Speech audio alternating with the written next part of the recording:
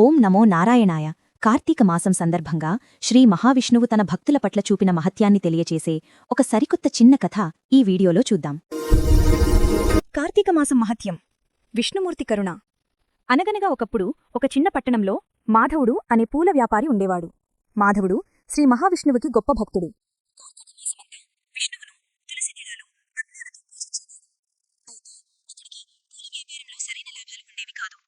మాధవుడు ఎంత కష్టపడ్డా అతడి జీవితంలో అదృష్టం, లక్ అనేది అస్సలు ఉండేది కాదు. అతడు ఏ పని మొదలుపెట్టినా చివరి నిమిషంలో నష్టపోయేవాడు. తన దురదృష్టాన్ని తలచుకుని అతడు తరచుగా బాధపడేవాడు. దీక్ష మరియు దొంగతనం. ఒక సంవత్సరం కార్తీక మాసంలో మాధవుడు కఠినంగా దీక్ష తీసుకున్నాడు. ఈ నెలలో విష్ణువును పూజిస్తే ఆయన యోగనిద్ర నుండి మేల్కొని తన అదృష్టాన్ని మారుస్తాడని గట్టిగా నమ్మాడు. ప్రతిరోజూ తెల్లవారుజామునే పూలతోటలోకి వెళ్లి తన చేతులతో అత్యంత పవిత్రమైన 108 తులసి దళాలు మరియు 8 తామరపూలను సేకరించేవాడు. ఆ తరువాత వాటిని విష్ణువు ఆలయంలోని స్వామి పాదాల చెంత అర్పించేవాడు. కార్తీక మాసం చివరి రోజులు వచ్చాయి. మాధవుడు అంతకు ముందు రోజు రాత్రి అత్యంత అరుదైన స్వర్ణవర్ణపు తామరపూలు, గోల్డెన్ లోటసెస్ కోయడానికి తోటలోకి వెళ్లాడు. ఈ పౌర్ణమికి ఈ పూలతో స్వామిని పూజిస్తే నా దురదృష్టం మారుతుంది అని అనుకున్నాడు. పూలు సేకరించి వాటిని తన గుడిసెలో భద్రంగా దాచి మరుసటి రోజు ఉదయం పూజ కోసం పడుకున్నాడు. కాని అదే రాత్రి దుర్మార్గులు వచ్చి ఆ అత్యంత విలువైన స్వర్ణకమలాలను దొంగిలించారు. ఉదయం లేచి చూసుకున్న మాధవుడు షాక్కు గురయ్యాడు. తన కళ్లముందు పవిత్రమైన పూలు మాయమయ్యాయి. అతడు ఆక్రోశంతో, దుఃఖంతో ఆలయానికి వెళ్లి స్వామి పాదాల చెంత తలపెట్టి ఏడ్చాడు.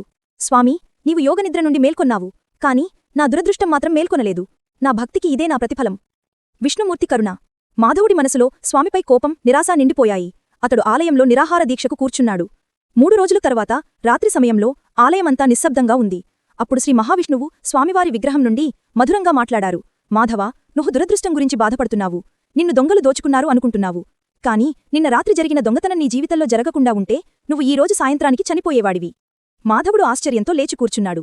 విష్ణువు కొనసాగించాడు. నువ్వు సేకరించిన ఆ స్వర్ణతామరపూలు ఉన్నచోట ఒక భయంకరమైన విషసర్పం ఉంది. నిన్న రాత్రి నువ్వు ఆ పూలను తాకినప్పుడు అది నిన్ను కరవబోయింది.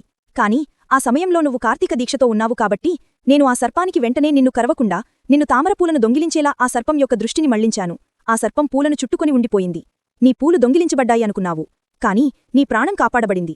మాధవుడు వెళ్లి ఆ పూలు దాచిన స్థలంలో చూడగా నిజంగానే ఆ విషసర్పం చుట్టుకున్న ఆ పూలన్నీ కనిపించాయి. మాధవుడు కన్నీళ్లతో స్వామి పాదాలపై పడ్డాడు. తన అదృష్టాన్ని, దురదృష్టాన్ని కేవలం డబ్బుతోనే కొలిచెందుకు పశ్చాత్తాపపడ్డాడు. ఈ లీల ద్వారా శ్రీ మహావిష్ణువు కార్తీక మాసంలో చాటిందేమిటంటే, కార్తీక దీక్షతో పూజించే భక్తుడికి సంపద కంటే ముఖ్యమైన అదృష్టం ప్రాణభిక్ష.